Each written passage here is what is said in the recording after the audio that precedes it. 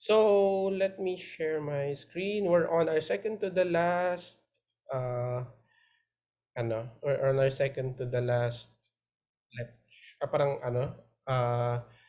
portion ng natin ng recording, yeah. Nandito na second to the last part ng ating course, and by next week more on tips na lang tayo lahat, no? More on the tips ng on how to navigate law school, ganyan, kung paano, how to successfully complete yung yung law school natin, ganyan. So and a little bit of sharing din siguro on what your expectations are, and sasagutin ko kung kung feeling ko tama ba o mali ba yung expectation ninyo, no? So here I will be discussing in brief, no, maiksi lang kasi i-discuss rin nung iba yung case na napunta sa kanila. So and then we have some questions na pinili ko lang din, although to account for the discussion ng cases, i-ano ko na lang, maiksi na lang din yung questions na konti na lang yung questions na pinili ko doon, no? So here we will be discussing course 5, yung birth, death, and everything in between, and course 6, yung courts, quasi-courts, and its officers. So we begin. All right.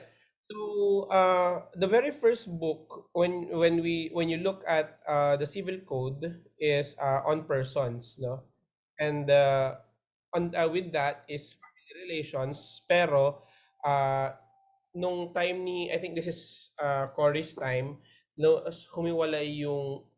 hiniwalay yung civil code, no. The civil ay hiniwalay yung family code from the civil code kasi maraming substantial changes doon sa family that yung family relations that they parang they made a code on its own para sa family relations lang, no. So one of the first topics in under the civil code is yung personality. What do we mean when we say juridical personality? So when we say juridical personality, a person can be the subject of legal relations. So ibig sabihin, uh, yung applicable na yung batas sa by the time that you are born, no? Kasi diyan sabi diyan, birth determines personality. And you are a person by law na consider kang tao if you are already parang naipanganak ka na. There is birth already, no? Merong specifics dyan about sa birth, pero that is too technical for you. Basta by the time that the person is separated from the mother, generally a person is considered born already, no? Now, sabi ko kanina, when you are considered a person, when you are born, you are parang ano ka na, you can be subject of you can be already a subject of legal relations, no? Pwede na mag-apply na sa yung some of the laws, no? Kasi hindi pa naman lahat. Pero in essence, you can be a recipient of something from donation, mga ganyan. Marami ka ng parang you can be already a subject of legal relations. Pero there are instances wherein hindi mo kailangang ipanganak para magkaroon ng stipulations that favor you. For example, yung sa donation, no? In donation, kahit na unborn pa yung bata, kahit na hindi pa siya pinapanganak, the law gives the unborn child some sort of personality only because favorable sa kanya yung donation. So kahit pwede kang mag-donate sa isang unborn child, no? Pero eventually magte-take effect lang 'yon once the person is born, pero the donation is already in favor of you, and pwede nang mapunta sa yung donation even if you are unborn. So meron din tayong tinutukoy na dalawang uri ng persons, yung natural persons at juridical persons. So when you say juridical ay natural persons, yun yung yun yung a person in the yung common sense, no? Yung lumabas yung anything that is born na tao, that is considered as a person. So kayo, uh, regardless of kung paano kayo lumabas sa mundong ito, you are considered natural persons, no? Pero meron tayong tinatawag na juridical persons. Hindi sila tao, hindi sila tao, pero they are considered person for the purpose of yung pagiging subject ng batas. Example niyan ay mga corporations, ganyan. Corporations are not people, pero they are given juridical personality by law. Ginagrant ng batas yon yung pagiging juridical persons nila. Yung mga LGUs, local government units, they are considered persons for the purpose of uh, for it to be covered by yung mga batas natin, no? Also, may sa ibang jurisdictions in other countries, merong juridical personality ang kanilang mga waters, ang kanilang yung kanilang environment. Meron siyang binibigyan siya ng juridical personality. Although in our jurisdiction sa Pilipinas, hindi pa. Wala pang ganun. Pero that is the direction that is parang doon papunta yung mga civilized nations, no? Civilized states. So that is perhaps yung a briefer on persons. That now we go to marriage and paternity, family. So dito sa family relations, more on the family code ang basis natin dito, no? So let's start with marriage. So marriage is in a sense it is a contract, no? Marriage is a contract except it is special. Bakit siya special? Kasi in contract sa regular na contracts, no? Pwedeng i-terminate ng pwedeng i-terminate ng parties at will. Kapag marriage, it is a permanent union, no? Permanent union siya. Except kung ma-void or ma-annul yung kasal, it is generally permanent, no? Hindi pwede siyang mawala without cause. Kunyari, ayaw nyo na lang maging kasal sa isa't isa, ayoko na. Sige, wag na lang, 'di ba? Hindi pwedeng ganun siya. It is a contract of permanent union. So, ang marriage ay merong essential at formal requisites na tinatawag. Sa essential requisites, meron tayong legal capacity. Legal capacity is dapat between a man and a woman, and they must be 18 years and above. 18 years old and above. So hindi pwede ang marriage between minors. And there is also consent freely given diyan sa C, sa essential elements. Okay. So first is yung legal capacity, second is consent. So dapat merong consent that is freely given in front of a solemnizing officer. So dapat yung hindi pwede yung umuo ka lang dahil napilitan ka. The solemnizing officer parang warrants na yung consent mo yon, that you consented doon sa pagpakasal niyo, no? 'Di ba yun yung sa exchange ng yung mga do you ganito accept this ganyan, accept this person to be your lawfully wedded husband or wife, ganyan. Pag nag-I do kayo pareho, yun yung meeting of the minds, yun yung consent na tinatawag natin. And also we have yung formal requisites. Una, dapat may authority yung solemnizing officer. Hindi lahat ng tao pwedeng mag-solemnize ng kasal, no? There are enumerations lang in the family code kung sino yung mga pwedeng maging solemnizing officers, no? Common mistake ng mga tao is kapag abogado pwedeng magkasal, pero no, hindi pwede. Only judges are allowed to at least in the legal system, only judges are allowed to marry two people. Meron yung mga sa religious, sa priest, ganyan, sa mayor, mga ganon. Pero definitely hindi ang regular lawyer like me. Okay. Next is merong yung marriage ceremony. Hindi naman siya sabi na kailangan mo ng Hindi kailangan, hindi sinasabi na kailangan mo ng bonggang kasal, pero there must be a ceremony, no? And at least there must be at least two witnesses to that marriage. So basically, kung kasal, ang required lang dalawa. Yun lang yung maximum na requirement, no? Ay, yun lang yung minimum requirement rather. So pwede kayong pakasal basta basta may witnesses kayo. And finally, meron tayong tinatawag na marriage license. Ah, yung meron tayong marriage licenses na kinukuha bago magpakasal, no? From the local civil. So, yan, mahalaga yung distinction ng essential at formal requisites. Kasi kapag wala yung essential requisites, yung actually kahit yung essential at formal kapag wala sila, ah void yung kasal, no? Pag wala yung isa sa mga elements na yan, void yung kasal.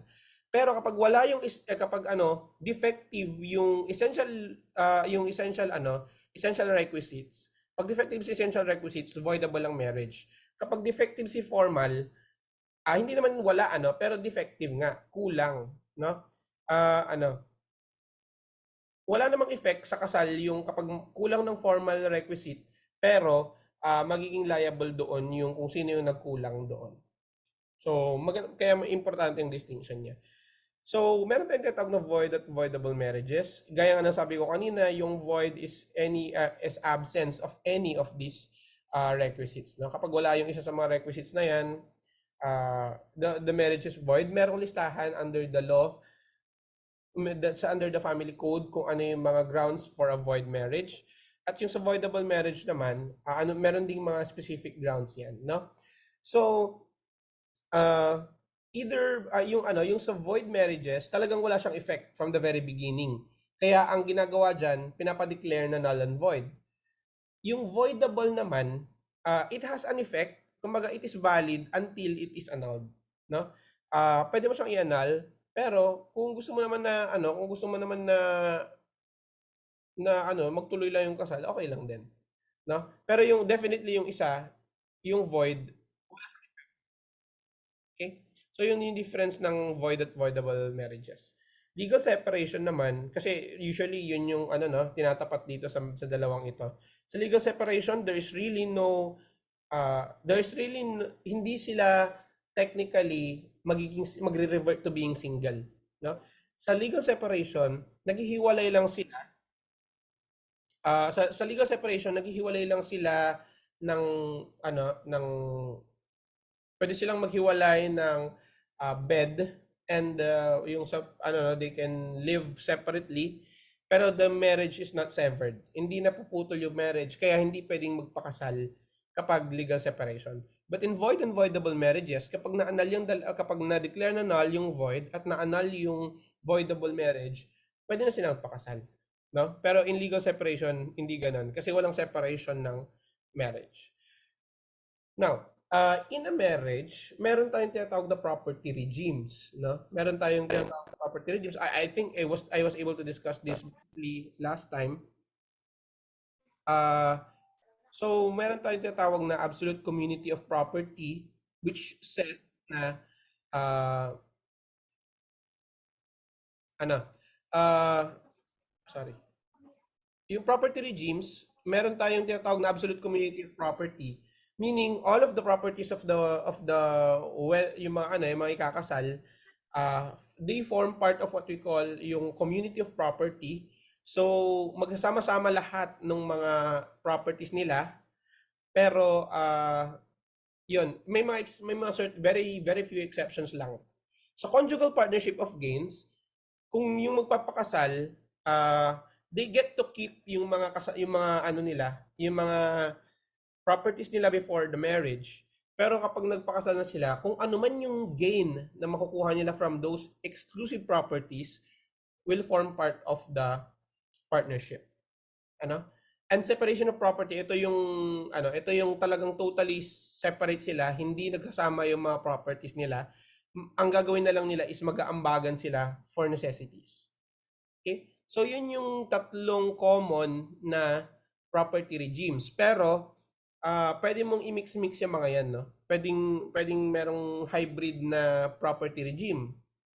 Pero, sa ano natin, sa civil code, ang default, kapag wala kayong prenuptial agreement, ay yung absolute community of property. So basically, lahat ng kanya ay parang what is yours is mine, what is mine is yours sa absolute community of property, no? Sa conjugal partnership of gains, what is mine, what is yours, pero yung gains from their exclusive properties will form part of the partnership. At yung mga succeeding na mga ma-acquire nilang properties within the marriage, no? And separation of property, what's yours is yours, what's mine is mine. Period, no? Ganun lang 'yun. Okay. Paternity and filiation, you are considered a child of a person if you are a child by birth or by adoption. So si adoption, although biologically hindi kanya anak, the law gives you that status as a child ng tao, no, by adoption, by fiction of law. Yung term na fiction of law, that's very important, no, very mahalaga yan na magamit nyo regularly. Meron din tayong tinatawag na legitimate at illegitimate children. Legitimate ang isang child if he or she is born within a valid marriage. Illegitimate siya kapag born out of wedlock ang isang tao. So the key question there is, are you pinanganak ka ba nakasal ang mga magulang mo? If yes, you are legitimate. Pero kung hindi, illegitimate ka.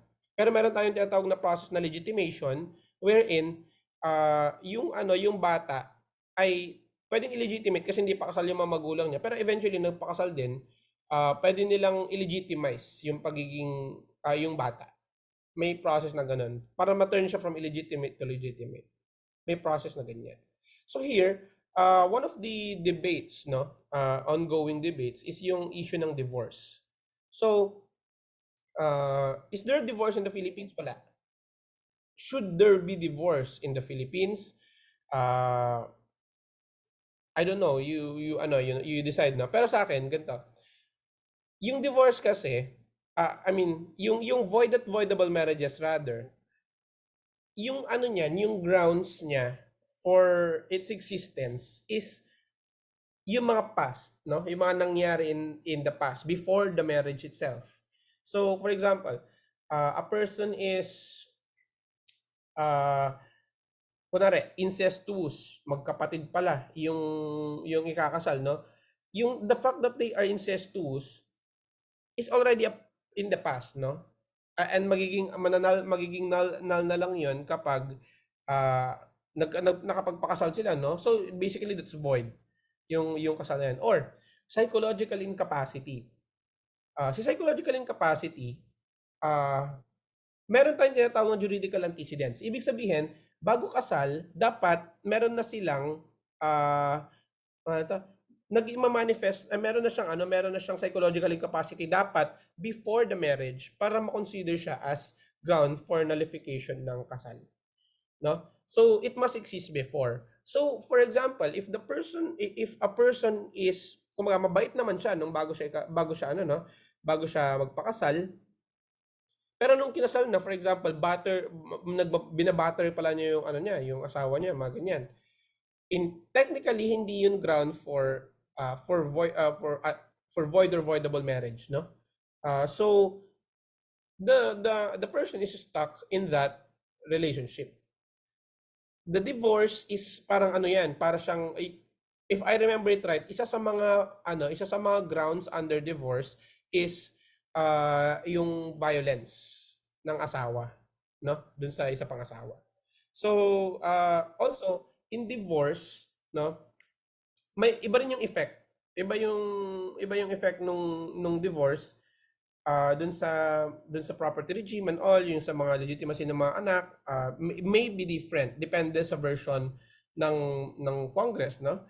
And with sa divorce, in divorce kasi hindi na kasi ang common na ano na misconception ng mga tao is pag divorce kung gusto niyo nang maghiwalay lang, go lang, 'di ba? Pero in divorce there will also still be grounds for the divorce. So basically it's like ano no, mawawalan ng effect yung marriage, and the person can remarry if he or she wants to, 'di ba? So what is the difference, no? Ano ang wala masyadong diferensya yan dun sa void marriage, no? Pero yun lang, meron lang additional grounds meron lang mga grounds that can qualify for divorce.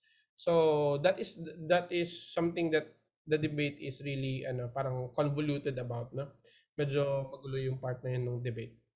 So succession naman tayo. When we say succession, dito yung paano magmamana, no? Usually yung sa succession we deal with mana ng bawat isang tao, no? Yung isang tao, sino magmamana ng mga properties niya. Meron tayong dalawang uri ng succession, yung testate at intestate. Si testate, yun yung merong last will and testament na tinatawag. Si intestate, wala. So, magkaiba yung rules regarding testate and intestate, no? Kasi sa, ano, for example dito, i-discuss natin yan when we get to heirs. So, si heirs, siya yung tagapagmana. And sa tagapagmana, meron tayong tinatawag na principle of exclusion when it comes to intestate, no? Kapag walang last will and testament, may tinatawag tayong principle of exclusion. Meaning, kapag nag-exist yung isang group ng tao, hindi na magiging tagapagmana yung iba. Now, for example, meron kang mga anak at meron kang mga magulang at meron kang mga kapatid. Okay? Lahat ba sila magmamana when you die? The answer is no, because of the principle of exclusion. Once na nagkaroon na ng group, for example, na ang ano niyan, ang ang ang bilang ang ano kasi niyan, ang parang ang arrangement in the law is ganito. It goes down first, pababa muna, and then pataas, and then kapag walang pababa at pataas, spread out sa mga kapatid, no? Here, ang unang priority when it comes to heirs is yung mga anak. Now, kung meron ng mana yung mga anak, yung mga magulang mo wala nang mana yun, no? Wala nang mana intestate, no, kapag wala kang last will and testament. Hindi sila magmamana. In the same manner, kapag ano, kunwari, wala kang anak pero may mga magulang ka, sila yung magmamana ng property mo, no? Ibig sabihin ba nun magkakaroon yung mga kapatid mo? Hindi na. Kasi meron ngang may exclude na yung iba. Kapag meron ng tagapagmana, may exclude na yung iba.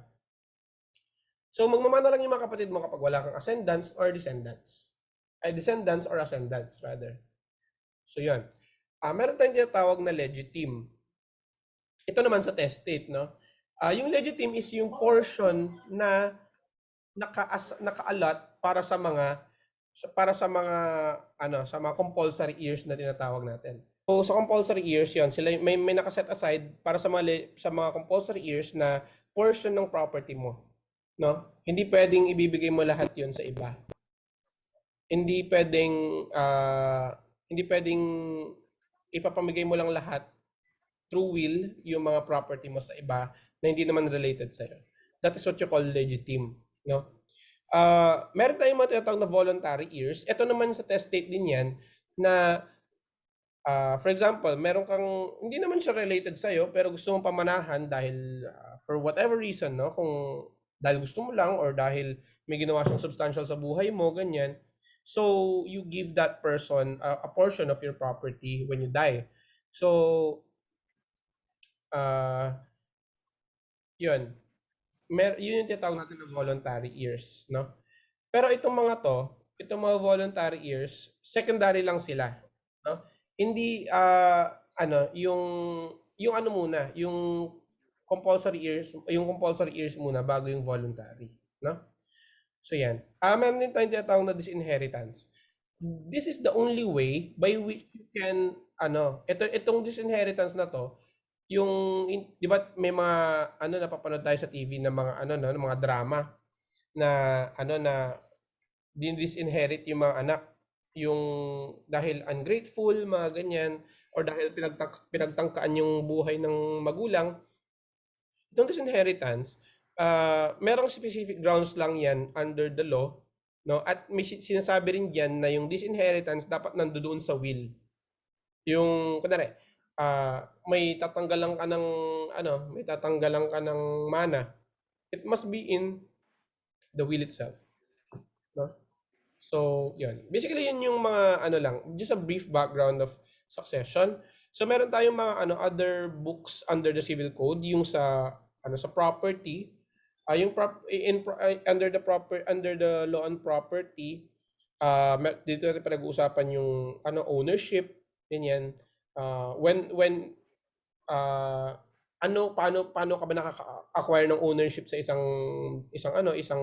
lupa, a piece of land or a thing, no? Accession, yung accession naman, yung sa accession yung paano yung mga yung mga dumidikit doon sa property, mga ganyan. Kapag may na kapag may parcel ng lupa na for some reason nagpunta doon sa iyo, or for example may nag-acquire siya ng lupa after a while because of the action of the river, mga ganyan, yun dinidiscuss yan dyan. Sa possession naman, when we say possession, yung sa pag-possess ng lupa, no? Pag-hold ng lupa or ng thing in itself, no? Not necessarily ownership. Kasi hindi ibig sabihin na you possess the property. Kunwari, nakatayo yung bahay mo doon, hindi ibig sabihin nun that you are the owner. You are the possessor, yes, pero you are not the owner. You are not automatically the owner pala. So, yun. So, sa use of rock naman, yung sa use of rock basically is use ng property. Kunwari, may lupa ka pero pinagamit mo sa iba, that is, yun yung concept ng use of rock. No? Easement. Yung sa easement, dito discuss yung mga yung hanggang yung mga boundaries ng yung mga di ba? Sa mga boundaries, meron yung right of way, mga ganyan. Easement of light and view, yung for example hindi pwedeng walang bintana, yung mga yung hindi pwedeng magpatayo ka ng bintana at certain parts at certain parts of your house. May mga prohibitions, no? May mga prohibited na mga ilalagay doon. For example, may prohibition kung gaano kalayo dapat yung veranda mo mula doon sa kabila in relation doon sa kabilang bahay, no? Yung mga ganyan. Pero ang pinaka-common, yung for example, yung tubig, no? Paano yung tubig na umaagos doon sa yung mga kanal, mga ganyan. Those are issues of easement. Pero ang pinaka-common of course dito is yung yung right of way, no? When is a person entitled to a right of way, ganyan, ano yung mga rules on right of way, saan dapat maglagay ng right of way, mga ganyan. Yun yung issues on easement. Sa nuisance naman, what if may something that annoys the community or that annoys you? For example, merong nagpatayo ng babuyan somewhere na mabaho, no? Within the residential area. Those are nuisance. Ang nuisance yan, maraming basically it's a very broad topic, no? It's anything that annoys, parang ganoon yung concept ng nuisance. Meron din tayong obligations and contracts, which is more on the general aspect ng obligations at contracts, no? Those who have background sa dito sa they call this sa accounting or in other really very common subject sa mga sa mga colleges. So at dito discuss yung mga uri ng obligation, mga uri ng contracts, ano yung mga elements of an obligation, elements of a contract, ganyan. Kailan mo masasabi that the contract is rescissible, void, voidable, or inexistent, no? Yung ganon. So basically everything you need to know about contracts is in this book of the civil code. Kung di-discuss natin yan, meron akong series on YouTube ng discussing these obligations and contracts in several hours, no? Mahaba. Pero yun, that is a separate book of the civil code. So I don't think that I need to discuss this in detail here. So next tayo, taxation. Bakit may taxes tayong binabayaran? Meron tayong tinatawag na lifeblood doctrine that the government cannot run without the taxes because it is like the blood of the state, no? Yung tax, hindi pwede mawala yan dahil kung wala yan, hindi gagalaw ang government, hindi gagalaw ang state, no? So, ang pinaka-basic na ano natin na dapat nating basahin if we intend to study yung taxation, and I think meron ding background yung mga nag-accounting dito here, is yung National Internal Revenue Code. Na yung National Internal Revenue Code natin, that is parang primarily ini-implement ng BIR, no? And also the LGUs, yung mga local government units, have their own taxation powers. Meron silang power to generate their own income. Pero limited lang 'yan because the National Internal Revenue Code may mga sinasabi siya diyan na na prohibitions kung ano yung mga batas na ano yung mga taxes na hindi nila pwedeng i-collect. So yan, I think that is good for taxation. I will provide siguro a certain a brief discussion lang sa bandang dulo by when we get to next week para lang madagdagan natin kasi limited talaga itong scope nitong itong course. And yung sa labor law naman, basically the labor code is divided into two major parts. Yung discussion on labor standards. When we say labor standards, ito yung mga standards na kailangang ma-meet ng mga employers, no? Yung mga actually pati kumbaga nandito yung mga rights and obligations ng employers and employees. For example, gaano kahaba dapat ang trabaho, kailangan ba magbayad ng overtime pay, night shift differential, mga ganyan. Paano ma-determine kung employee ka ba o hindi, mga ganun. Test of dito mo malalaman kung ikaw ay employee or employer based sa control test, mga ganyan. Maraming mga test to determine whether you're an employee or not. Kasi if you're an employee or not, if you're an employee, you are entitled to these labor standards. So, hindi pwedeng magtrabaho ka ng 7 days. For example, hindi ka pwedeng magtrabaho ng 7 days in a week. Mandatory na meron kang isang araw na bakante, mga ganyan. Lunch time, meron ka dapat break na 1 hour at least for the whole day, for the whole 8 hours, no?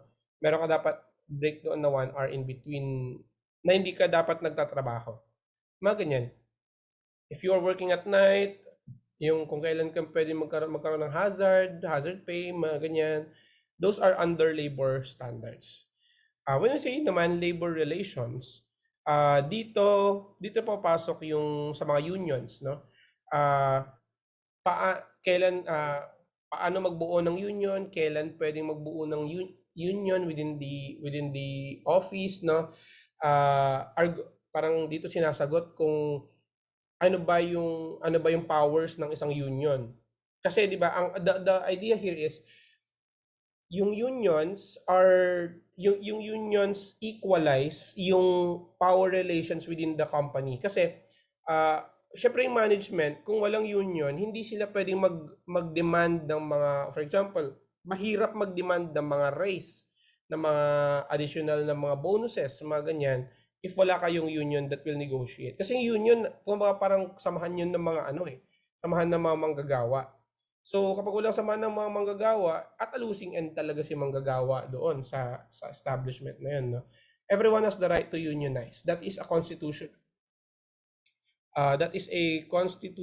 right. Karapatan mo yan under the Constitution.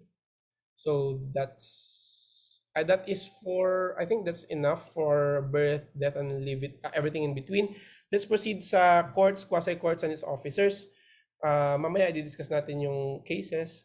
So here, we have several procedures, no, that you need to study when you get to law school. Pero this is at parang last time I checked, parang second year na yata ito sa bagong curriculum. If I'm not mistaken. So, Civil procedure, this is the procedure. Meron kasing specific steps lang, specific na ayos yung trial, ay yung hindi pa trial, yung proceedings from the moment na nag-file ng case to the point na matatapos siya, sa mga appeals, ganyan, motion for reconsideration, motion for new trial, dito din discuss sa civil procedure kapag civil cases. Kapag criminal procedure naman, ito yung sa criminal cases. What happens pagka-aresto dun sa tao, ganyan, ganyan, ganyan. Special proceedings, dito yung mga special types ng mga cases na may mga ano lang, may mga piling-piling cases lang na may special na rules. Also, meron din tayong rules sa mga quasi-judicial bodies pala. I forgot to mention here. For example, BIR. Maraming mga quasi-judicial bodies actually. Halos lahat ng departments merong quasi-judicial function. LTO, for example, 'di ba, on penalties sa mga sa penalties sa mga huli, no? Ah, yung sa mga sa mga government agencies na iba, sa DAR, mga ganyan, mga mga executive, mga administrative bodies na may quasi-judicial function, yun yung covered ng mga rules na yan, no? Pero pwedeng mag-apply din yung rules of court sa rules on quasi-judicial bodies, no? Pero mas mabilis lang yung mga kaso doon sa mga quasi-judicial bodies in general. Sa Philippine Competition Commission, mga ganyan, mayroon silang mga quasi-judicial function. Okay. Rules of evidence. Siguro I'll discuss this briefly lang, yung rules on evidence. For example, may mga bagay na hindi mo kailangang i-prove. Yun yung tinatawag natin na judicial notice. For example, hindi mo kailangang i-prove na 24 hours ang isang araw, di ba? That is something that is something that is that the judges must take notice of. That na, for example, ang buwan ng February ay may 28 days, mga ganyan, na ang araw ay lumulubog at sumisikat. Ganyan, ganon. Those are things that can be subject of judicial notice. So meron din tayong tinatawag na hierarchy of evidence. Ano ba yung mga pinaka tinatanggap na mga uri ng evidence, no? Una is object, no? Yung mismong object, kunwari merong object doon sa commission ng crime. Yun yung pinaka valid or pinaka mataas na uri ng evidence na pwede mong i-present, no? The object itself. For example, ano ba? Yung may binaril, ano ang best evidence doon? Yung barrel or yung yung barrel or anything that is tangible object that you can get from the crime scene. Those are object evidence at yun yung pinakamataas na uri ng evidence. Another kind is yung sa documentary. Ito documents naman, no? It is mas lower siya than object, pero mas mataas naman siya kaysa sa testimonial, no? Si documentary is parang a type of evidence that is considered because of its content, no? Because of yung content niya. For example, papel, yung document, no, na dokumento, deed of sale, mga ganyan or whatever. This includes yung mga videos, pictures na screenshot, mga ganyan. Those can be considered as documentary evidence, no? Now, how do you differentiate object from documentary? Paano, for example, kung pera? 'Di ba? Yung coin ay yung papel na pera can be object or documentary. Pero it is object if kung ang mismong tinitignan mo ay yung bagay mismo, no? Tinitignan mo kung merong blood stain yung pera, ganyan, or blood stain yung isang document, ganyan. It is an object evidence in that sense. Pero kapag yung nagiging subject ng discussion ay yung contents nung evidence mismo, that is a documentary evidence, no? So, meron din tayong tinatawag na testimonial evidence. Yung testimonial evidence, yung testimony ng isang tao, yung witness. no? Kung ano yung sinabi niya, kung ano yung na witness niya, kung ano yung nakita niya, sinabi niya in court, that is parang the lower of the three, no? Siya yung lowest of the three na kind ng evidence. Bakit? Kasi yung 'di ba kung mapapansin natin, yung recall ng tao of what happened of certain things, nagdi-diminish yan. Pero yung object at documentary, nandiyan yan eh, it's physically there. So you only have to interpret it. So, meron tayong tinatawag na then na burden of proof. Sino ba ang dapat magbigay ng pruweba? Sino ba dapat kailangan na i-prove niya yung sarili niya, no? Here, the general rule is he who alleges must prove. Kung sino yung nag-aakusa, basically, kung sino yung nag-aakusa or sino yung nagsasabi ng isang statement, siya ang may burden na patunayan. 'Yon. Be it criminal or civil, that is the case, no? Except only if there is presumption. Kunwari, yung presumption, for example, that government employees and officials did their job in the normal course of business ng gobyerno. So that is a presumption, no? So kung ikaw nag-ina-allege mo na may mali dun sa ginawa ng isang tao, you must prove it na hindi kailangang i-prove nung tao, for example, na okay, sinabi nung isang law enforcer na nakakommit ka ng traffic violation. The court will consider that as it is, no? The court will consider that as if it is correct, no? As if tama siya. There is a presumption. Pero you can only pwede mong i-trump 'yon, pwede mong your goal is i-overcome or dapat mo siyang i-overturn yung yung presumption na yon. Okay. Bakit ganoon? Si traffic enforcer ang nag-a-allege na ako ay nakakommit nakakommit ako ng traffic violation.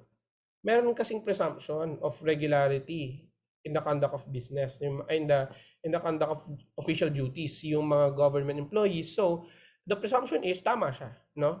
What you need to do is prove that na mali siya. Okay? So, yan. Meron din tayong tinatawag na weight and sufficiency of evidence. Okay? Hindi ibig sabihin that you presented an evidence makukulong na kaagad yung tao, no?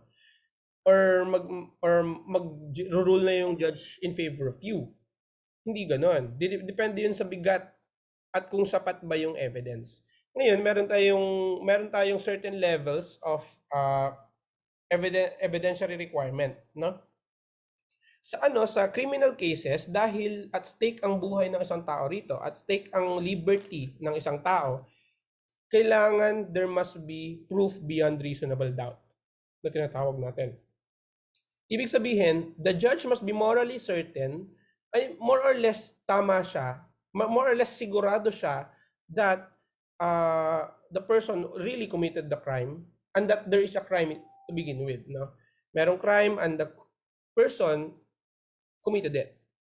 Meron siyang moral certainty. Hindi naman yung absolute certainty na talagang sigurado siya, no? Meron lang talagang parang there's no room for doubt dun sa utak ng tao, ng judge, that there is that the person did it, no? So, yun lang ang kailangan, moral certainty. Yun ang kailangan pala. It is stringent, no? Stricto yun, moral certainty pag criminal cases.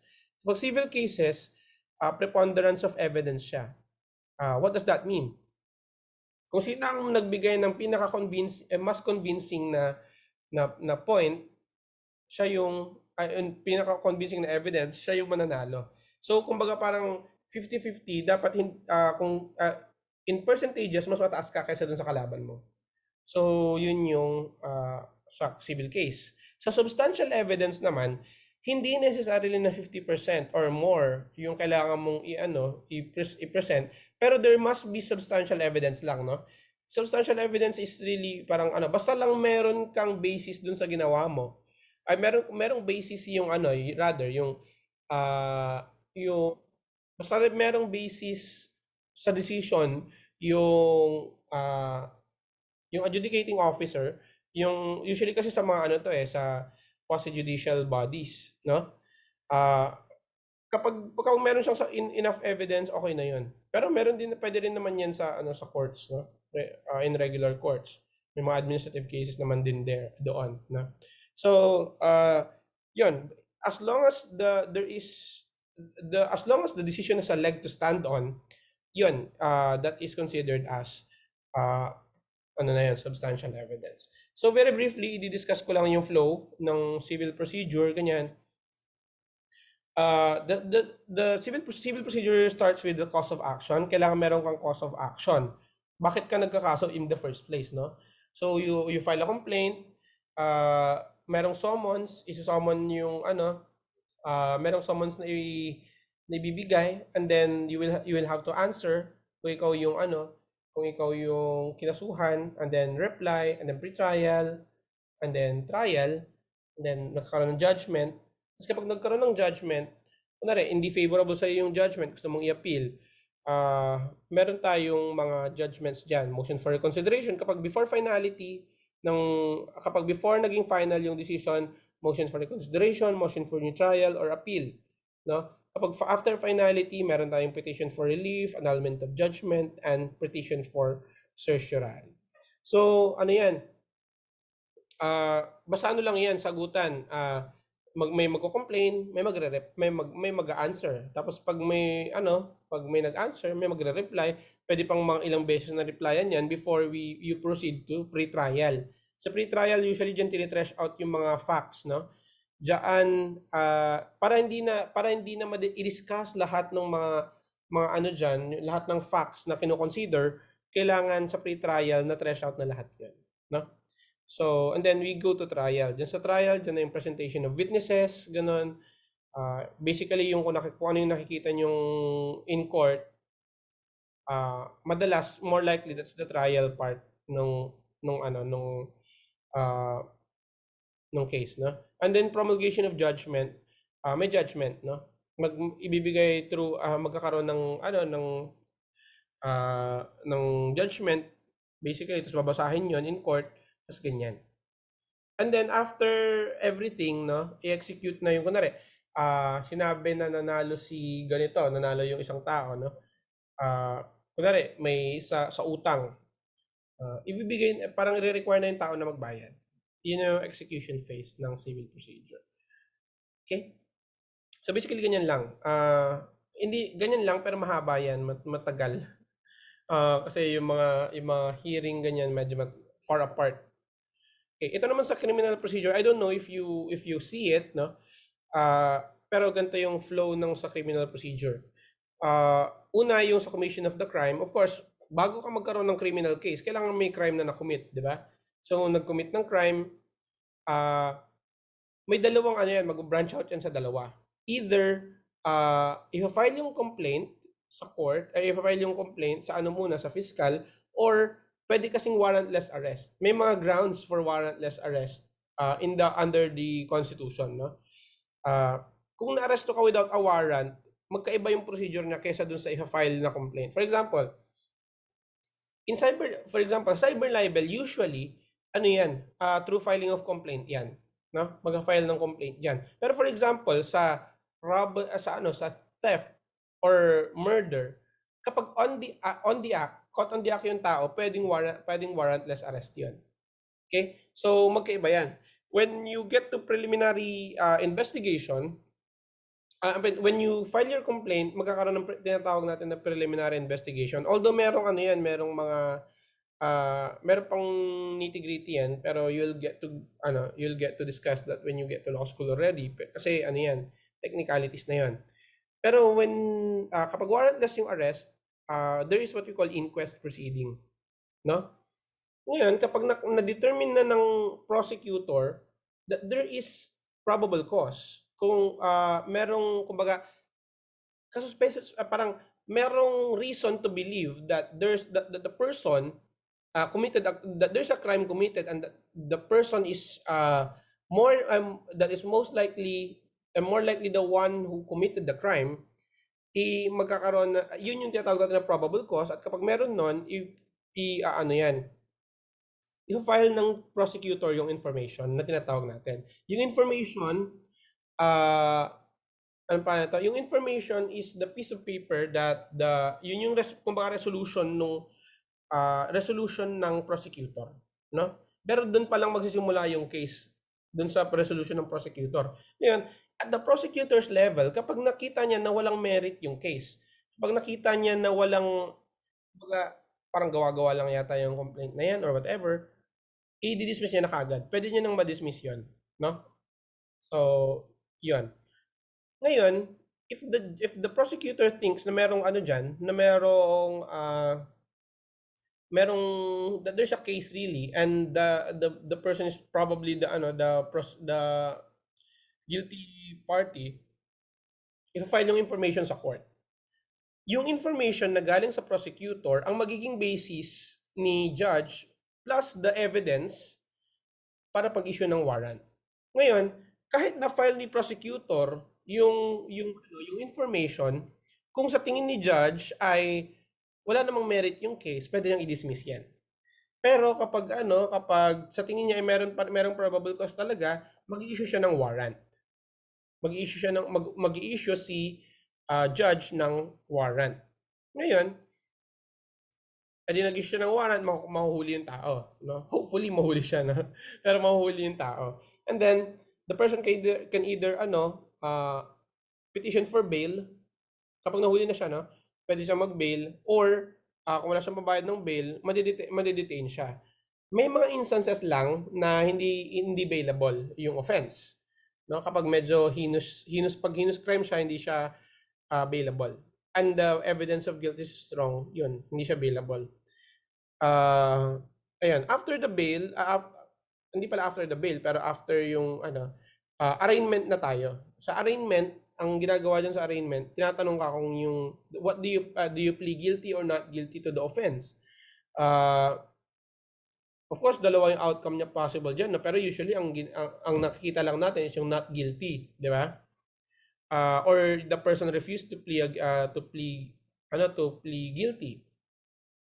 So yun, kapag ang sabi niya kapag sabi niya ay not guilty, dire-diretso na yun from pre-trial, trial until judgment, no?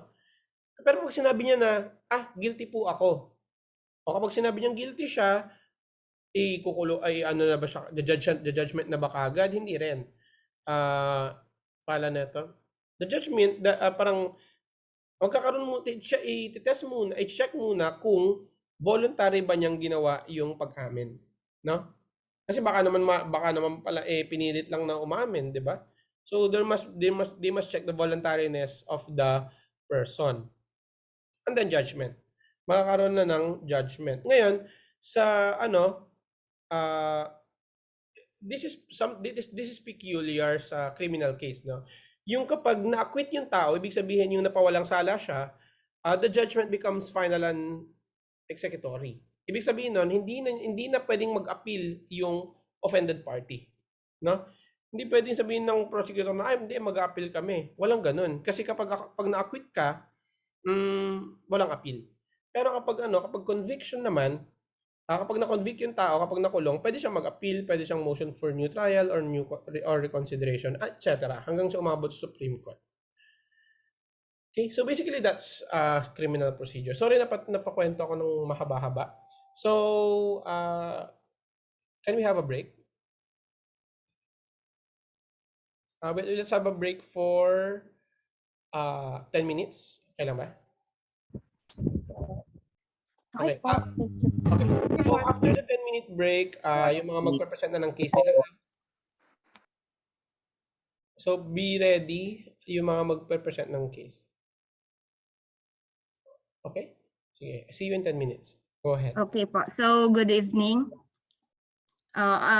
Tonight I will be discussing about the case of Advincula versus Makabata, or AC number 7204, which was decided last March 7, 2007. So here are the facts of the case. So a complaint for disbarment was filed by Cynthia Advincula against the respondent, Attorney Ernesto M. Macabata, charging the latter with gross immorality. So it was alleged that sometime in December 2004, Advincula sought legal advice from Attorney Macabata about filing a complaint against Queensway Travel and Tours for not settling their accounts as demanded. So the two met on two separate occasions. So the first one was on February 10, 2005, where the respondent sent Advincula home and also gave her a kiss on the cheek and also embraced her very tightly. The other incident happened on March 6, 2005, where Attorney Macabata allegedly kissed Advincula forcefully while his other hand was holding her breast. So in his answer, the respondent admitted that he agreed to provide legal services to the complainant. That also on both times, the complainant rode with him in his car where he kissed the complainant on the lips because he has feelings for her. Also, the respondent immediately apologized through text messages after the second kissing incident to the complainant.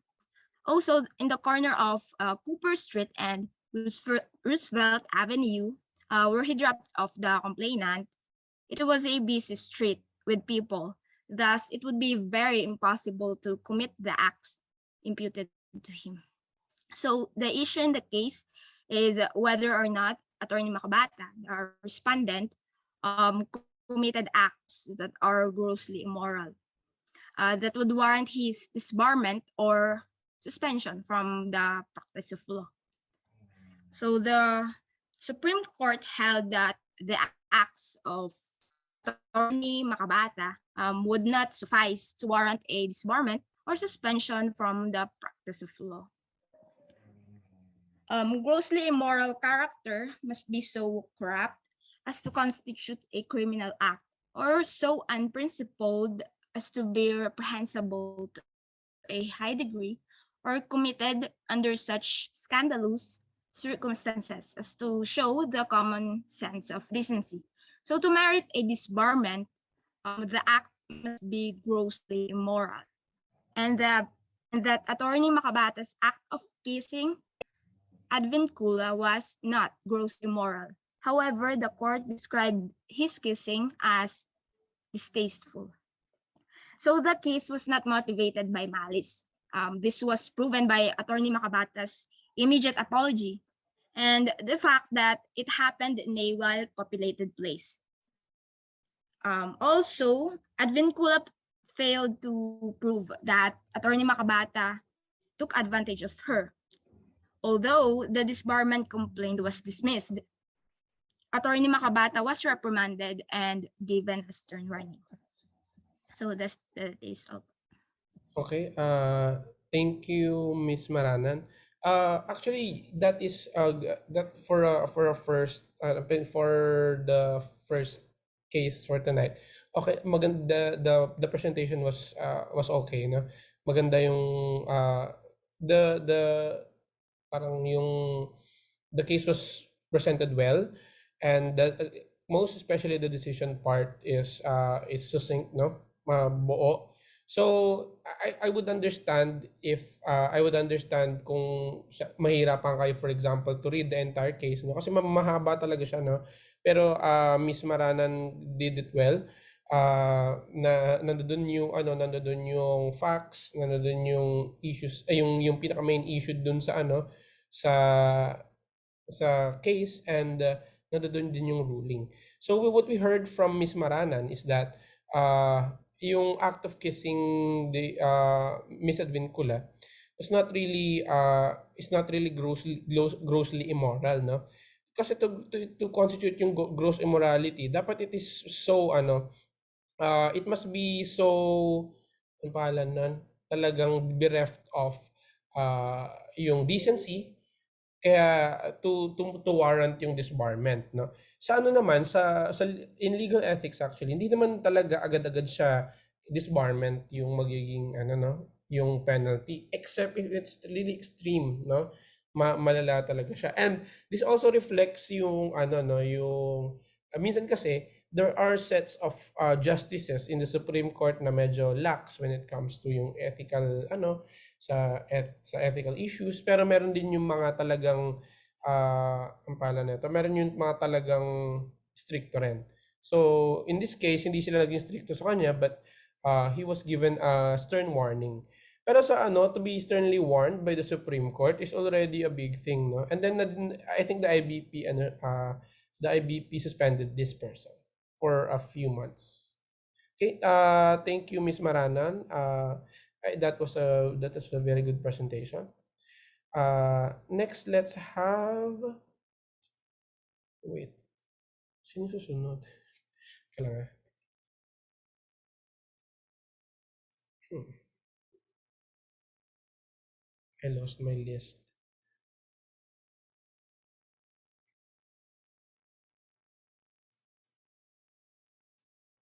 Sino na lang yung gustong sumunod na?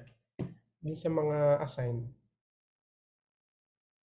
Okay. Yes, Excel. Go ahead. Go ahead.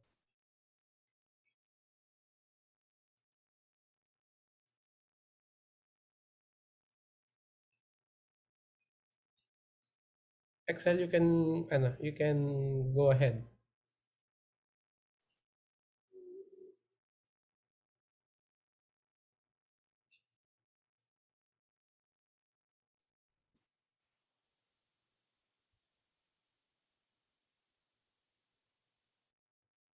Ah, may ano ba? May difficulty ba? So, narinig na po ako, Attorney. Yeah, yes, yes. Okay.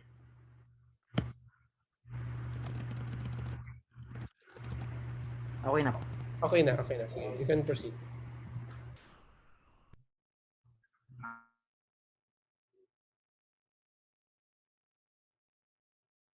Ako ba yung may difficulty sa internet o siya? Case, complainant Grande was a private offended party in certain criminal cases entitled People of the Philippines versus Natividad. During the proceedings of the said criminal case, the Silva, counsel Yeah, napuputol siya, no? complainant objection, the respondent assured him that the same will be placed upon its presentment, and as a lawyer, she manifested that she will not issue a Wait, ako ba yung ako ba yung nadidisconnect? case which led to the dismissal of the same and the release of the accused. When the complainant deposited the check, the same was returned unpaid by the Joy Bank for the reason account closed. Then the complainant wrote a letter demanding the respondent to pay the face value of the check, but the latter ignored it. Hence, complainant instituted a criminal complaint of estafa and violation of Batasang Pambansa at Bilang number 22 with the Office of the City Prosecutor of Marikina and the instant disbarment case against respondent for deceit and violation of lawyer's oath. A resolution requiring the respondent to comment on the complaint was sent to her. However, it was returned unserved with the notation "move." So a second resolution was sent to her, new address, but it was again returned unserved with the notation refused. Next, the case was referred to the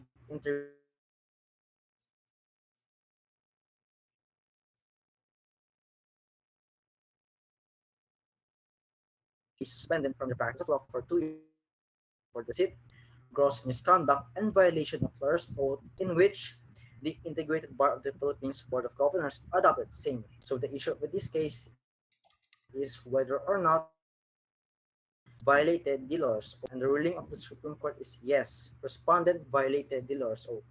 Respondent assured the complainant that the check is sufficiently funded. Hence, she deceived the complainant into withdrawing his complaint against her client in exchange for a check which she drew against a closed account. It is clear that the breach of trust committed by respondent in issuing a bouncing check amounted to deceit and constituted a violation of her oath, for which she should be accordingly penalized. Such an act constitutes gross misconduct. Thus, a lawyer may be disciplined for evading payment of a debt validly incurred. Such conduct is unbecoming and does not speak well of a member of the bar. For a lawyer's professional and personal conduct must at all times be kept beyond reproach and above suspicion. Moreover, The attitude of a respondent in deliberate refusing to accept the notices served on her betrays a deplorably willful character of disposition, which stains the nobility of the legal profession. Her conduct not only underscores her utter lack of respect for authority, it also reflects the unreasonable expectations of the judiciary and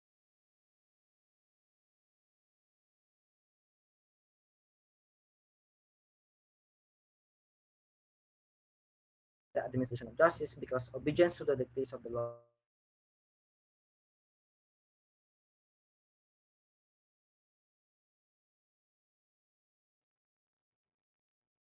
Lawyer, as they okay na po, attorney. Yes. Medyo choppy siya ano along the way. Pero I got the ano, I got the basically this is a BP22 case, no?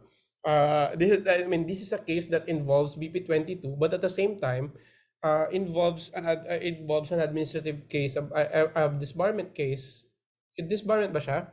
About ano about attorney Evangeline De Silva. So under the ano kasi a lawyer uh, a lawyer parang yung sa oath ng isang lawyer is ano siya uh, Miss Wagas, or are you nagre-raise ka na? Sunod ka na? Kasi mamaya-maya tapusin ko lang yung ano discussion ko on this kay ano. Yes, sir. Okay, sige. Yun.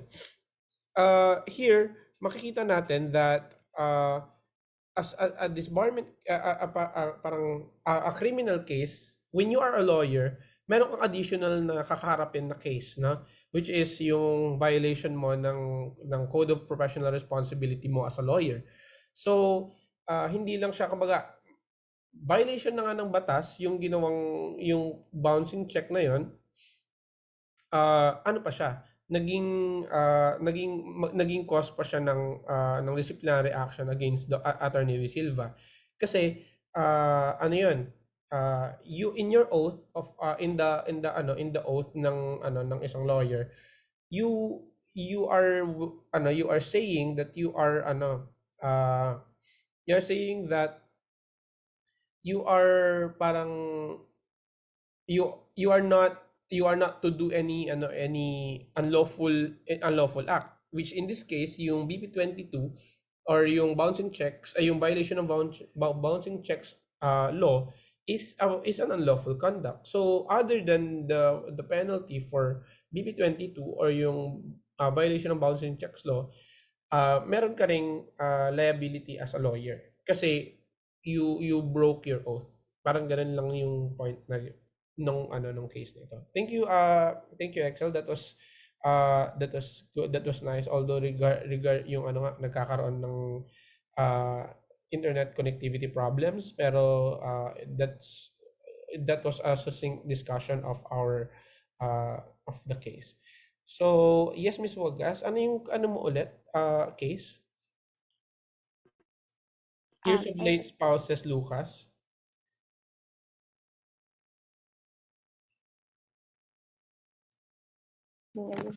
Case is about versus attorney Saludi P. Beradio. Sir? Yes, continue. Hello. Hi po. Hello, good evening, everyone. I will be discussing about the case of heirs of the late spouses Lucas and Francisca Villanueva versus attorney Salud P. Beradio. Right. The complainants filed a disbarment case against attorney Salud Beradio, the respondent, alleging that the latter appeared as notary public on both affidavit of adjudication and deed of sale executed by Alfonso. Lucas and Francisca Villanueva are spouses who acquired a parcel of land in Pangasinan, which covered by original certificate of title. Francisca and Lucas Villanueva died in 1968 and 1974 respectively. The spouses Villanueva have 5 children and one of them named Alfonso. On May 22, 1984, Alfonso executed an affidavit of adjudication, which is stated as the only surviving son and sole heirs of a parcel of land that the spouses Villanueva had. And then Alfonso then executed a deed of sale on July 5, 1984, conveying the property to Adriano Villanueva. Attorney Salud Beradio, the respondents, appeared as a notary public on both the documents. However, Alfonso's sister, named Florencia, was still alive at the time he executed the documents, as were the descendants of the other children of the spouses Villanueva. Florencia claimed that Attorney Beradio was aware of this fact, as she had been their neighbor from the time of their birth, and the respondent consistently mingled with their family. Complainant claimed that the respondent knew the truth, yet conspired with Alfonso to deprive his co-heirs of their rightful shares in the property. In this case, the complainant filed a disbarment case against Attorney Salud, which is the respondent, as I mentioned earlier, sir. And on the defense of the respondent in her comment admitted notarizing both documents, but emphasized she did that with a clean and good intention. She denied conspiring with Alfonso and contends that the late parents of the complainants left one titled lot which covers their needs during their lifetime. And Alfonso and his wife were tasked to take care of the old couple as they were the ones living with them. This fact was known by other compulsory heirs who never questioned it. And after their parent demise, the property was left to Alfonso and his wife. They sold the said parcel of land to Adriana Villanueva to finance the schooling of their children. Okay, sir. And the case was referred to Integrated Bar of the Philippines, which found respondent violated the provisions of the Code of Professional Responsibility and the spirit and intent of the notarial law. Thus, recommended for respondent suspension of notarial commission for 1 year and practice of law for 6 months. The issue here, sir, is whether or not the respondents violated the Code of Professional Responsibility as a lawyer and some in notarial law. Issue fact ruling. The ruling, sir. Yes, sir. A notary public is empowered to perform a variety of notarial acts, most common of which are the acknowledgement and affirmation of a document or instrument. In the performance of such notarial acts, the notary public must be mindful of the significance of the notarial seal as affixed on a document. The notarial seal converts the document from private to public, after which it may be presented as evidence without need for proof of its genuineness and due execution. Thus, notarization should not be treated as an empty, meaningless, or rutinary act. And respondent herself admitted that she knew of the falsity of Alfonso's statement that he was the sole heir of the spouses Villanueva. Respondent therefore notarized the document while fully aware that it contained a material falsehood. Example, sir, is Alfonso's assertion of status as sole heir. The affidavit of adjudication is premised on this very assertion. By this instrument, Alfonso claimed a portion of his parents' estate all to himself, to the exclusion of his co-heirs. Shortly afterwards, the respondent notarized the deed of sale, knowing that the deed took basis from the unlawful affidavit of adjudication. Where admittedly, the notary public has a personal knowledge of a false statement or information contained in the instrument to be notarized, yet proceeds to affix his or her notarial seal on it. The court must not hesitate to discipline the notary public accordingly as the circumstances of the case may dictate. Otherwise, sir, the integrity and sanctity of the notarization process may be undermined and public confidence on notarial documents diminished. In this case, respondent's conduct amounted to a breach of Canon 1 of the Code of Responsibility as a lawyer, which requires lawyers to obey the laws of the land and promote respect for the law and legal process. As well, the respondent also violated the Rule 1.01 of the Code, which proscribed lawyers from engaging in unlawful, dishonest, immoral, or deceitful conduct. Okay, yes, sir. That's also. Thank you, Miss Katrina, for that, for your for explanation of the case. Dito, actually, maganda yung maganda yung discussion in a sense that the facts are complete, no? Dito kasi ang nangyari dito sa sa spouses Lucas versus attorney Berajo, this is a clear example of how we disregard yung yung notarial, yung parang yung the value ng notarization, no?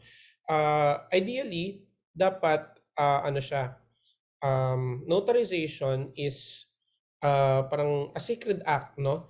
Na that actually nga, notarization is very powerful because any document that you notarize becomes public at hindi na kailangan na hindi na kailangan na i-prove na genuine siya. Kasi the seal of the lawyer itself parang says that it is authentic, no?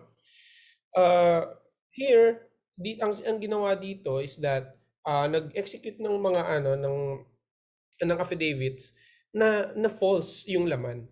So, but because it was notarized, para mo na ring binibigay yung para mong binigay yung reputation mo doon sa document, and therefore it is not to be questioned, 'di ba? Kasi ano ka you are a notary public, and you swear doon sa dulo ng ano mo ng affidavit na yon that you know the person, uh that what he or she said is the truth according to what was relayed to you, mga ganon.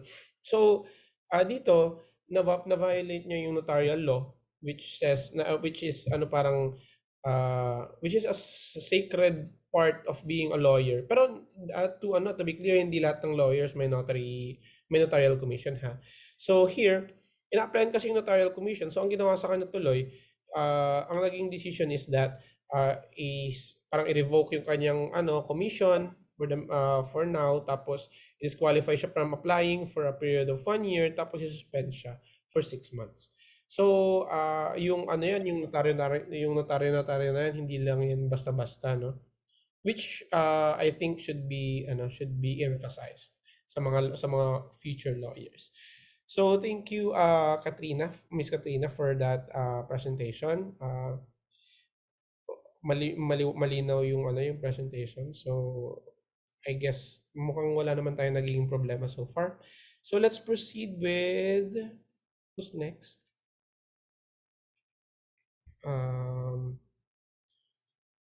Yes, Miss Pinzon. Good evening po, Attorney Jan.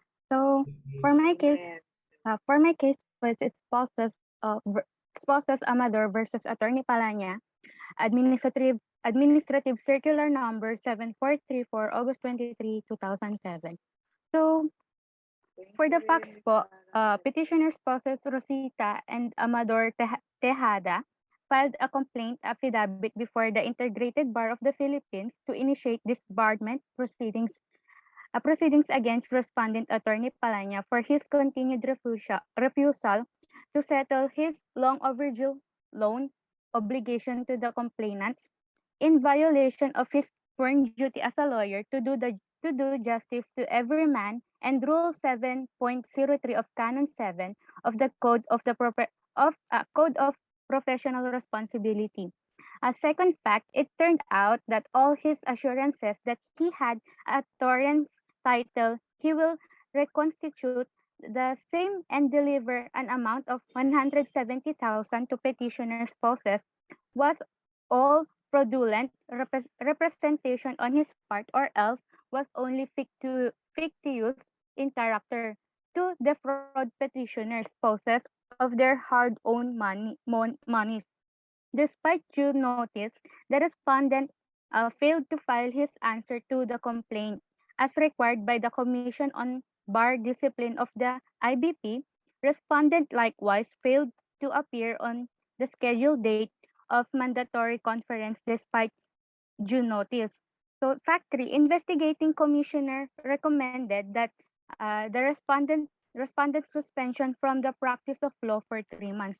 So the issue here po is whether or not the respondent has violated the Code of Professional Responsibility due to his continued refusal to settle his obligation to the complainant. So for the ruling, Attorney Palanya is suspended from the practice of law for a period of 6 months. In arriving at this ruling, the Supreme Court explained as follows.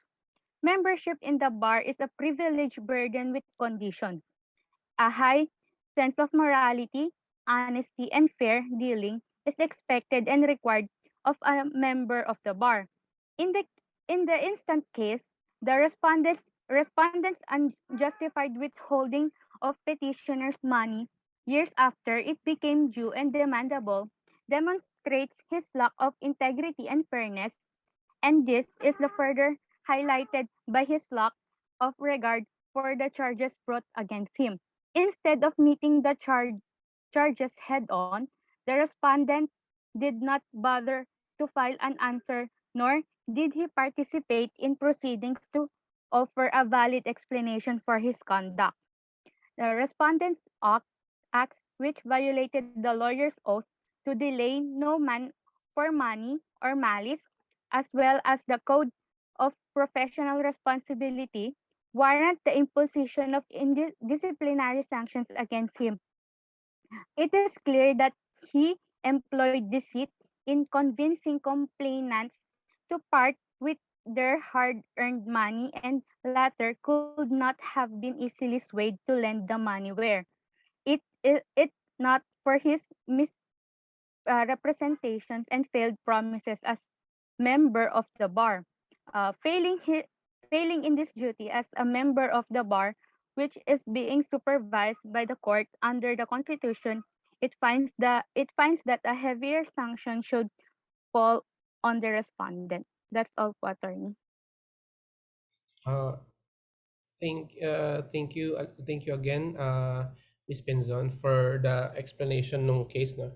So dito naman, hindi siya ano, yung lawyer, hindi niya binayaran yung kumbaga, hindi siya hindi niya binayaran yung what is due na kailangan niyang bayaran, and instead of facing the case, inevade niya, hindi siya nagpakita, hindi siya nag-answer kung ganyan ganyan. Tapos yun, in this case, yung siya, unjustified kasi yung yung paghawak niya ng pera ng mga petitioner, no? So in this case, yun, para niyang dinedelay yung proceedings, no? Kaya ang naging sa kanya, ang naging decision is that he was suspended for 6 months. So para kasi fraudulent yung ginawa niya. There's fraud in the act. And di ba, as lawyers kasi, we are expected to be of the highest ethical standards. So kung ikaw dinidelay mo yung tao because of money, or siguro dahil nagastos niya rin yung pera, mga ganyan, and not even bothering to go to attend the hearing for the case, is something that is already a red flag, no. So makikita niyo dito that that offense was meted by 6 months imprison, 6 months suspension. So yan, mabigat talaga yung mga dito, mga suspensions. Although kung mapapansin niyo, suspensions lang. Wala pa namang na-disbar so far sa mga cases natin. So let's have Miss Frezil to discuss the next case. Good evening po. Naririnig po pa ako? Yes. Good evening. So I will start po. So I'll begin the summary ng case. So the case that I choose to discuss is about Guevara versus Iala. So si Guevara siya yung complainant, while si Attorney Iala naman siya yung respondent. Guevara's wife na si Irene Moje is family friend ni Attorney Iala. So after ng kasal ni Guevara sa kanyang asawa na si Irene noong October 7, 2000, complainant noticed that Irene had received some sweet messages from the respondent, which is Attorney Iala. Complainant also noticed that Irene most of the time went home very late at night, o di kaya madaling araw na ito umuwi, and then sometimes naman Irene did not go home after ng kanyang work. So when his husband asked about the things she did, Irene only replied na natulog na siya sa bahay ng parents niya in Binangonan, Rizal, o di kaya busy lang siya sa work. In February or March 2001, complainant saw his wife together with attorney sa dalawang occasion. So with this situation, couple gradually separated. Sa unang occasion, nag-confront si complainant, and with the following situation, Irene abandoned the conjugal house.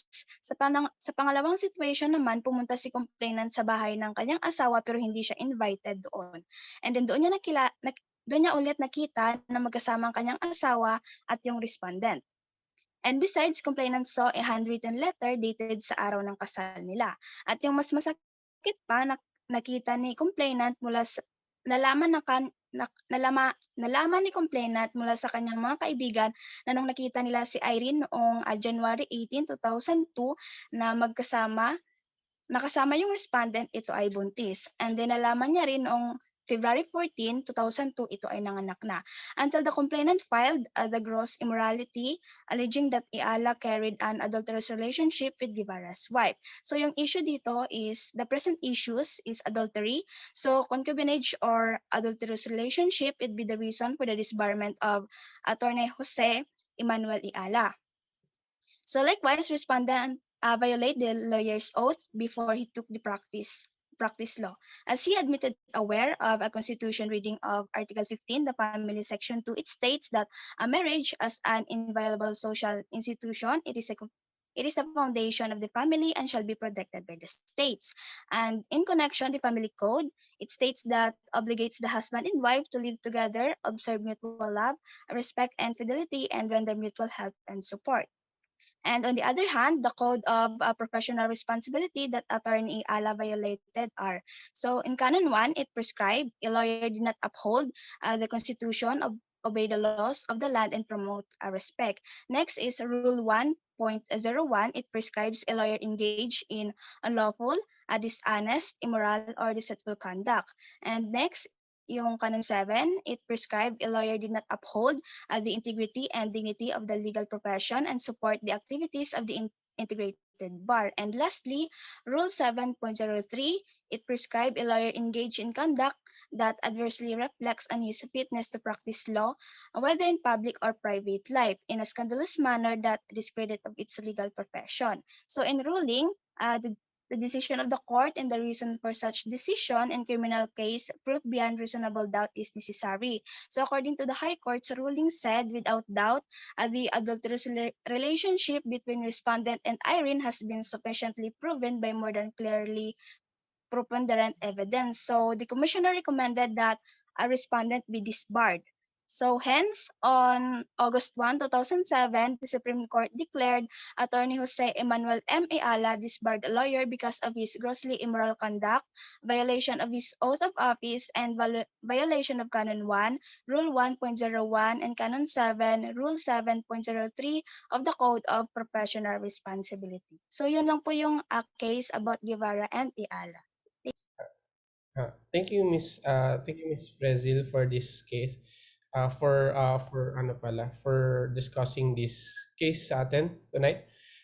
Actually, this is one of the most controversial cases in legal ethics, no? Because these two, Irene and Attorney Yala, are sweethearts, no? Parang yung ano pa nun, if there is this let me see if I can read to you the letter na sinend ni Attorney Iyala na sa kanyang kay Irene. Meron yun it's very sweet. ito. It's in the actual case. My ever dearest Irene, by the time that you open this, you'll be moments away from walking down the aisle. I will say a prayer for you that you will find meaning in what you're about to do. Sometimes I wonder why we ever met. Is it only for me to find fleeting happiness but experience eternal pain? Is it only for us to find a true love and then lose it again? Or is it because there is a bigger plan for the two of us? I hope that you have experienced true happiness with me. I have done everything humanly possible to love you. And today, as you make your vows, I make my own vow to you. I will love you for the rest of my life. I loved you for the first time I laid my eyes on you, to the time we spent together, up to the final moments of your single life. But more importantly, I will love you until the life in me is gone and until we are together again. Do not worry about me. I am happy for you. I have enough moments for us to last a lifetime. Always remember though that in my heart, in my mind and in my soul, and you will you will always, and the wonderful things you do, be mine alone, and I will always be yours and yours alone. I love you forever. I love you always. As long as I'm living, my sweetie, you'll be eternally yours, Nolly. So that was the that was the letter, no. Ano siya, talagang they are parang at least attorney Iyala is really in love with Irene.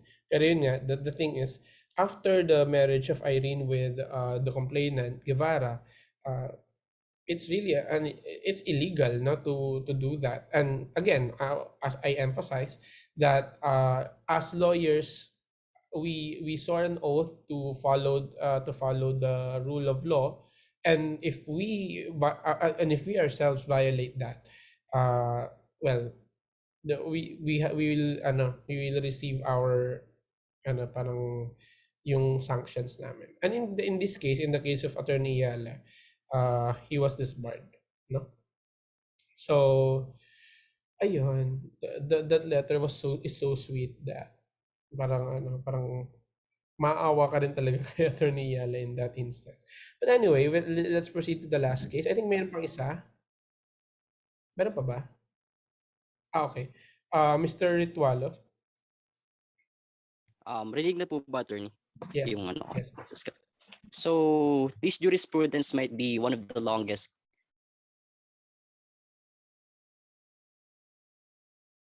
sinabi. So, possible, no? So, this case is entitled Clarita Samala versus Attorney Valencia and was decided on January 22, 2007.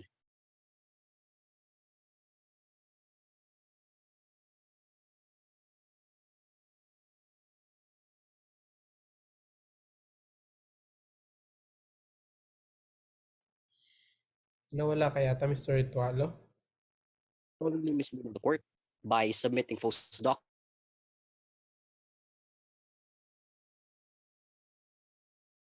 documents, showing numerous cases of being immoral by siring illegitimate children. On the first ground, in a civil case named Leonora Avila versus Edita Valdez, the respondent served as a counsel for Valdez about non-payment of rentals. He also acted the same for the tenants Lagmay, Bustamante, Valencia, and Bayuga.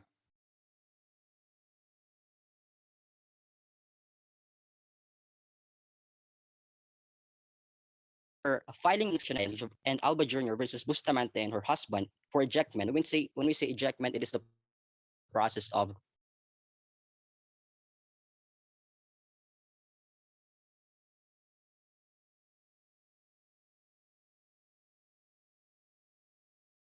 people who was Bustamante. And this was the moment when the judge told Attorney Valencia to refrain from appearing as a counsel for both parties.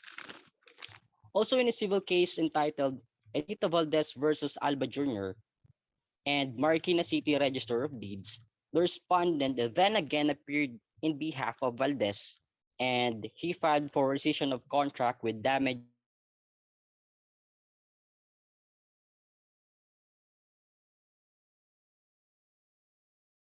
of transfer again who Jr. So there was a hearing on November 14, 2003.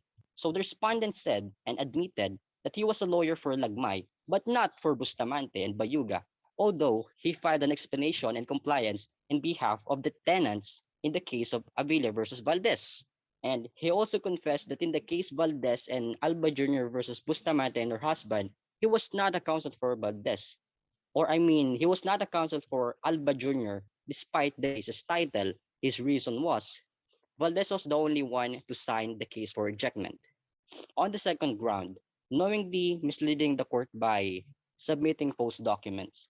Complainant claimed that in a civil case for ejectment, respondent submitted the TCT.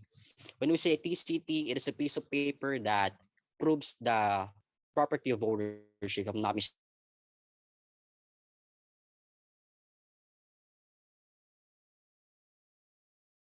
Valdez that a new one has been issued under the name of Alba Jr. So in this case, the respondent cannot ignore the fact that the TCT about to be issued under the name of Valdez has been canceled because a new one has been received by Alba Jr.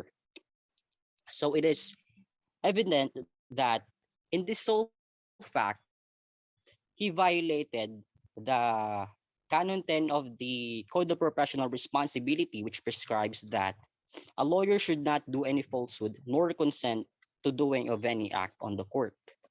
On the third ground, which is initiating numerous cases for the non-payment of rental fees, the complainant asserted that grave coercion and estafa were filed by respondent as a retaliation against Lagmay and Albin Valencia. Albin Valencia was the son of the respondent. Those cases were estafa and trespass to dwelling. As gathered from the records, Valdez and respondent entered a retainer agreement as a payment for his services, and now he is free to occupy the place and free to utilize the property. If I'm not mistaken, the meaning of retainer agreement is counsel to service relationship. I mean, it's a professional service and a client relationship wherein there's a professional service to be granted to you, and then you are going to pay for that. And in this sole fact, there's a statement that has been said by the Supreme Court that we need to understand. No, in filing administrative cases,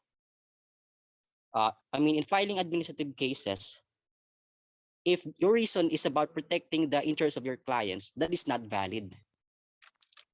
And for the last fact, on siring illegitimate children, during the hearing, the respondent confessed he started 3 children by Lagmay while his wife was still alive.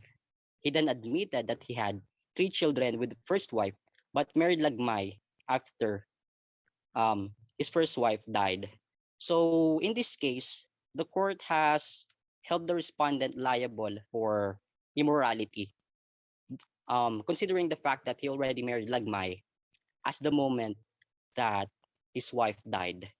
And what is more saddening about this moment is the respondent did not treat his second wife, who is Lagmay, as his second family. And he also emphasized that he had some sort of city of not issues of whether or not the court will hold the respondent liable for misconduct, whether or not the court will hold the respondent accountable for the violation of the Canon 21, 10, and 1.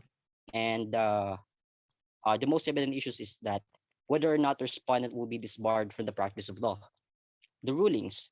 The court has found Attorney Luciano Valencia guilty of misconduct and the violation of Canon 21, 10, and 1 of the Code of Professional Responsibility, and then he is also suspended from the practice of law for as far as long as 3 years. So, sir, that's the entirety of the case, sir. Thank you. Thank you, Mr. Ritwala, for emphasizing actually yung sa facts ng case na to. No? Kasi ano siya hindi lang siya isang instance. And usually, yung mga disbarment cases usually have this parang it's a series of acts na. Dito kasi kumbaga siya he is parang playing the game nung parang kumbaga siya yung parang he's doing several things para manipulate yung case, even kahit na falsifying yung documents, no. So here malalaman mo dito na na hindi lang usually personal, like here meron din siyang illegitimate children, no. Merong aspect ng immorality on the ground of yung having illegitimate children. So, yun, halo-halo siya, no? Halo-halo. And marami siyang canons na na-violate. So, here, dito makikita mo na yung disbarment cases are very varied. Sobrang iba-iba siya, and they usually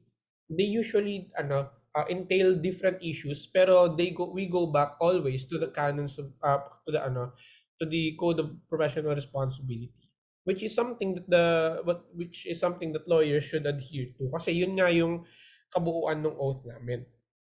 So from this, you will see na suspended siya for 3 years, and is the kung i-compare mo, for example, yung case ng ni Iyala versus itong kay kay Attorney Valencia, uh, how do you di ba? How do you parang compare them? Hindi sila comparable to begin with, no? Hindi sila magkaiba sila. They operate on a different plane. So, siya, highly subjective itong legal ethics. But as you'll see dito, there are really lawyers who commit yung mga infractions that eventually lead the Supreme Court uh, to decide against them, no? And this is I think an opportune time for me to emphasize that being a lawyer is not only a privilege, no? It is also a responsibility. It is also an obligation. So we must uphold the highest standard of ethics, kasi we are expected to do so. Kasi once that you swear your oath as lawyers, maraming kakaibat na obligations. So I hope that to end this discussion, no, I hope that you put into heart yung yung mga point na yan na pinopoint natin dito sa discussion na to, no.